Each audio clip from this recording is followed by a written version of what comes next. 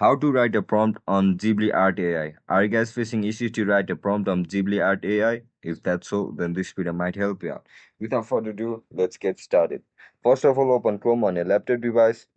Once you open the Chrome, now search for GhibliArt AI.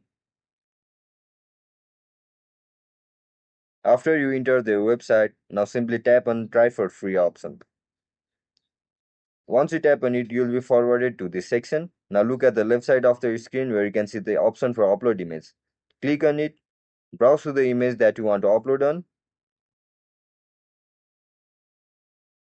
After you upload your image, you can see the option for prompt over here. If you want to change your image into Ghibli style, then just simply give the prompt transform into Ghibli style.